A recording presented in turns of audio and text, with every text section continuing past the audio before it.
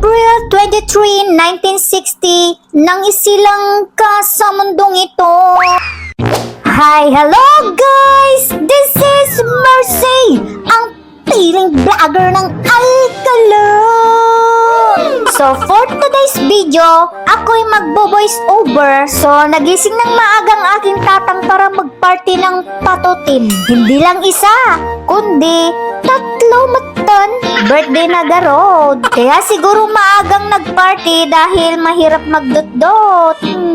May sumos. So nakisaya na naman ang kanyang pato. It's okay dahil nagagat naman siya magpakain ng pato. Sa kabilang bahay naman, sila ay nagpre-prepare ng buko salad. Mainam na may tanim kang buko dahil buko is free. Libre lang ito guys dahil nga free. Mahilig kasi yung tito namin noon na magtanim ng mga buko. Kaya thank you Uncle Junior.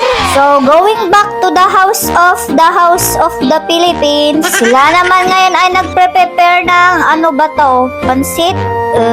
Pansit. Tapos itong pamangkin ko nagbabalat ng sibuyas. Paano tumalpas guys? Kung hindi sila nagmamadali, okay lang. Wala na bang mas mabagal dyan? Iisa lang yung binabalatan mo.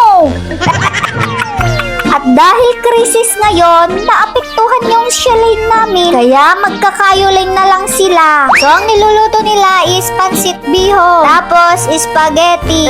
Double long life item 1 year later, eto na nga at naluto na yung sahog ng pansit bihon. Tapos sumunod naman yung spaghetti pababa. Pataas ng pababa. Tuwing birthday namin, hindi kami naghahanda.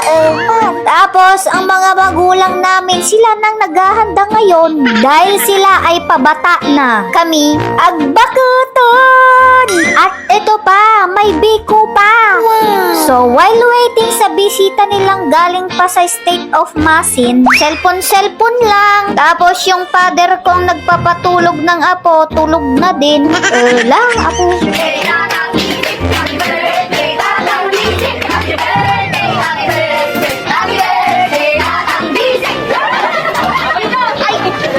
So, after nilang kinantahan yung aking father at saka belated happy birthday bising, hayan na! Naggalaw-gaw na! Lahat ng nakikita nyong bata, apo ko da amin dayta. Diyos ko, pag nagsama-sama sila, apo. Yan yung ate kong galing pa sa States of Masin. Adun sa karga na tabag mo, guys.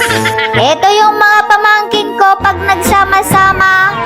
Nagtagarya. Sila yung alarm clock ko pag bumaga nung nandyan pa ako. Nagluto lang sila ng para kanila lang. Tapos pinsan-pinsan lang. Dahil naiiya silang mag-aya ng karuba. Baka ma-short, di mas nakakahiya. Anyways, busog na sila. Sana all.